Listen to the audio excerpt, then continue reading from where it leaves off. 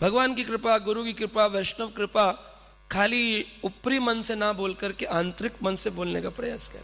तो पहला, मैं नित्य दास हूं। दूसरा, यह उपलब्धि मेरी नहीं है। तीसरा है, आलोचना अगर कोई करता है, क्रिटिसिज्म आपको बोले, अरे वो वाले प्रभु जी आपके लिए ऐसे कह रहे थे, तो कहने का जी अरे वाह, वो प्रभु जी बहुत अच्छे हैं जो मेरे सभी विकार देख लिए उन्होंने, वरना मैं इतना मूर्ख था, मैं विकारों को देख ही नहीं पा रहा था। जाकर के प्रभु जी को प्रसाद दें जिन्होंने ऐसे कहा, प्रभु जी आपकी बड़ी कृपा, आपकी कृपा से मेरा ये हुआ। तो आलोचनाएं जो है, आचार्य कहते हैं उसको अवसर समझना चाहिए। It's a main area to develop, to work on. आपको मिल गया मार्ग। जब आप हॉस्पिटल जाते हो, बीमारी, डॉक्टर कहते हैं आपको यह रोग हुआ है, और ढूंढता है तो आप उसको फीस देते हो कि नहीं देते हो?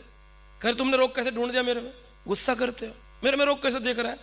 लेकिन आप जाते हैं, उसको धन्यवाद देते हैं, उनको धन देते हैं, अरे रोग देख ले। क्यों? रोग का पता लगने पर अब इलाज किया जा सकता है। मेन प्रॉब्लम तो रोग ढूंढने की, मुझ में ऐसा क्या है जिसके कारण मैं भगवत प्राप्ति नहीं कर पा रहा हूं। तो जिसने आलोचना करी उसने रोग ढूंढ दिया कि नहीं ढूंढ दिया आपका, तो उसको धन्यवाद देंगे कि बुरा बोलेंगे उसको। लेकिन हम लोग क्या करते हैं, टिट फॉर टैट। उन्होंने किया, उनको अंदर भक्ति है कहाँ ऐसी बने बैठे हैं, तुरंत हमारे मुख से सुंदर पुष्प निकलते हैं।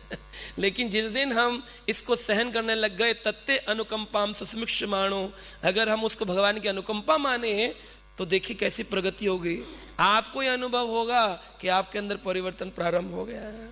लेकिन नहीं करेंगे तो ये बात सत्य है कि बहु जन्म करी यदि श्रवण कीर्तन, तबु तो ना पाए प्रभु पदे प्रेम धन।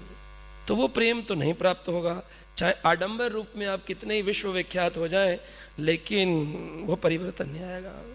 चौथा कारण बता रहे हैं, उन लोगों की सेवा करें जिनसे आपको कोई लाभ नहीं है ना, मीनियल सर्विसेज, जिससे लाभ है उसकी सेवा तो कर रहे हैं। इसमें क्या है भाई, मैंने आपको प्रवचन दिया, आपने मेरे को जो है ना गुणगान कर दिया, ये तो आपको लाभ हुआ। ऐसा कोई व्यक्ति जिससे आपको कोई लाभ नहीं, क्या उसकी सेवा कर सकते हैं?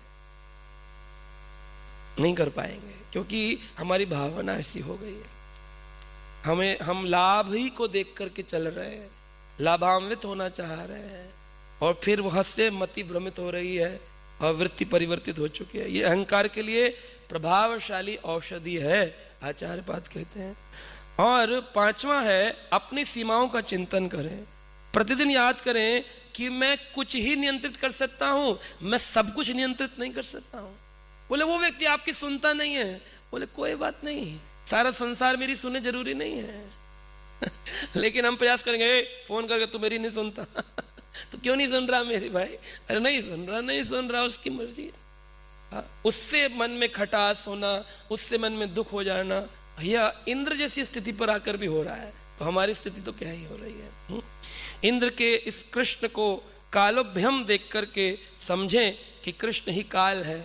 आज जो है वह कल मेरा नहीं रहेगा, आज जो मैं हूं वह कल नहीं रहेगा। अगर मैं आज बोल रहा हूं, कल मैं बोल नहीं सकता हूं। बड़े बड़े देखिए पहलवान जो गोल्ड मेडल लिए होंगे, वह अंत में अपने शरीर का भार भी उठाने योग्य नहीं रह रहे हैं।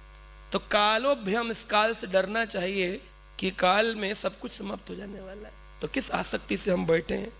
फिर छठा है, श्रेष्ठ भक्तों के संग में विनम्रता पूर्वक शास्त्रों का अध्ययन करें। चैतन्य चरितामृता है ना, रघु गोस्वामी, रघुनाथ दास गोस्वामी आदि के चरित्र पढ़ें, श्रवण करें उनके ग्रंथों का, और प्रतिदिन भगवान से प्रार्थना करें। विष्णु ठाकुर कहते हैं कि हे कृष्ण, बोलिए मेरे साथ, हे कृष्ण, यदि मेरे भीतर कोई छिपा हुआ अभिमान है तो कृपा उसे प्रकट कीजिए, मुझे ऐसा हृदय दीजिए जो सेवा तो करना चाहता हो लेकिन प्रभुत्व ना चाहता हो, स्वामित्व प्रभुत्व ना चाहता हो। तो विष्णु ठाकुर कहते हैं कि अहंकार को सीधे मत देखो, कृष्ण की महिमा को देखो।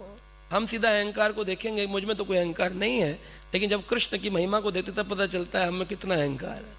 जब कृष्ण लीला श्रवण करते पता चलता है इसलिए श्रीमद् भागवत वह शीशा है जिसको प्रतिदिन जैसे बाल लगा कंघी करता है, कोई तिलक लगाता है शीशा देख के, बस इसको रोज देखने से आपको पता चलेगा कहाँ कहाँ मुहासा हुआ, कहाँ चश्मा टेढ़ा हुआ, कहाँ बाल टेढ़े हुए, कहाँ तिलक टेढ़ा हुआ, क्या क्या टेढ़ा है सब भागवत बता देती है।